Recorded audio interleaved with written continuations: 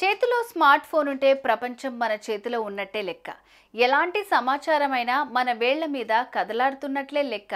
గూగుల్కున్న పవరే అది. అయితే నాలెడ్జ్ పెంచుకునేందుకు గూగుల్లో మంచి విషయాల గురించి వెతకండి, కానీ కొన్ని విషయాల గురించి తెలుసుకునేందుకు గూగుల్ చేస్తే మాత్రం జైలుకి వెళ్ళడం ఖాయం. అయ్యేంటో క్లుప్తంగా తెలుసుకుందాం.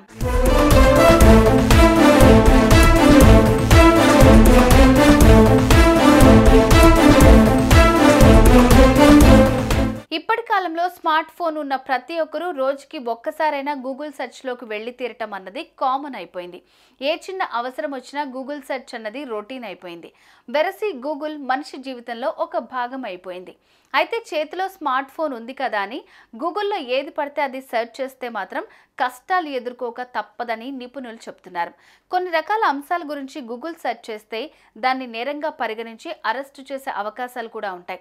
వాటిలో మొదటిది, గూగుల్ సెర్చ్లో చిన్నారుల అశ్లీల చిత్రాలకు సంబంధించి ఏదైనా సెర్చ్ చేయటం లేదా షేర్ చేయటం లాంటిది తీవ్రమైన నేరం, చట్టవిరుద్ధం. ఇలాంటివి చేసేవారి గురించి ఈజీగా తెలుసుకునేంత టెక్నాలజీ సైబర్ పోలీసుల దగ్గరుంటుంది. చిల్డ్రన్ పార్న్ వీడియోల గురించి సెర్చ్ చేసేవారి ఐపీ అడ్రస్ పట్టుకుని వారిని అరెస్ట్ చేసి జైలుకు పంపిస్తారన్నది గుర్తుంచుకోవాలి. దేశంలో చిన్నారులపై అఘాయిత్యాలు పెరుగుతున్న నేపథ్యంలో భారత ప్రభుత్వం ఇచ్చిన ఆదేశాల మేరకు ఇలాంటి సెర్చ్ల మీద ఓ సైబర్ పోలీసు దృష్టి సారిస్తున్నారు.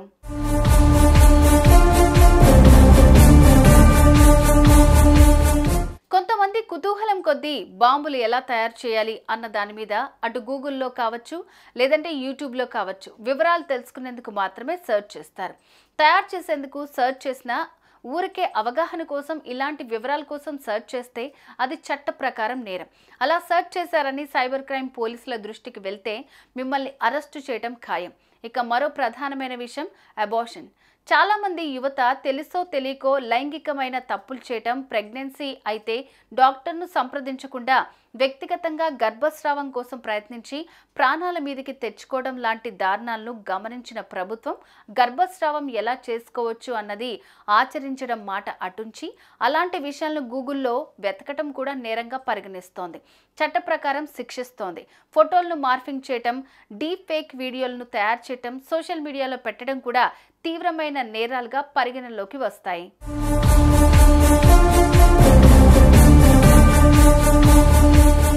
గూగుల్ సెర్చ్ చేయటమే కాదు, కొన్ని కంటెంట్లను అప్లోడ్ చేసే విషయంలో కూడా జాగ్రత్తగా ఉండాలి.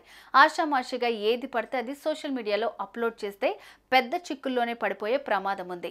మతపరమైన భావోద్వేగాలను రెచ్చగొట్టే విధంగా ఉన్న దృశ్యాలు చిత్రీకరించి లేదా సోషల్ మీడియాలో దొరికిన వీడియోలను రీఅప్లోడ్ చేస్తే వాటిని ఒరిజినల్గా అప్లోడ్ చేసిన వారిని కాదు, రీఅప్లోడ్ చేసిన వారి మీద కూడా పోలీసులు నాన్ బెయిలబుల్ కేసులు పెడతారు.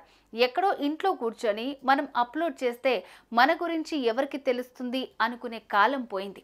అది సమాజానికి హానికరమైందని భావిస్తే ఆ వీడియో కోసం ఎవరు సెర్చ్ చేశారు, చట్ట వ్యతిరేకమైన వీడియోలను ఎవరు అప్లోడ్ చేశారు అనే విషయాలను అత్యంత ఈజీగా తెలుసుకోగలిగిన టెక్నాలజీ ఇప్పుడు పోలీసుల దగ్గరున్నదన్నది ప్రతి ఒక్కరూ గుర్తుంచుకోవాలి. సోషల్ మీడియా విజృంభిస్తున్న ప్రస్తుత పరిస్థితుల్లో అసాంఘిక శక్తులు గూగుల్ లాంటి నాలెడ్జ్ బ్యాంకులను ఉపయోగిస్తున్న పరిస్థితుల్లో అలాంటి వాటిని అడ్డుకునేందుకు పోలీసులు మరింత శక్తివంతమైన టెక్నాలజీని సమకూర్చుకుంటున్నారు. సో కాలక్షేపానికి కూడా ఇలాంటివి సెర్చ్లకు వెళ్లొద్దని వార్నింగ్ ఇస్తున్నారు. సుమన్ టీవీలో మీ పర్సనల్ అండ్ బిజినెస్ ప్రమోషన్స్ కోసం కింది నెంబర్కి కాంటాక్ట్ చేయండి.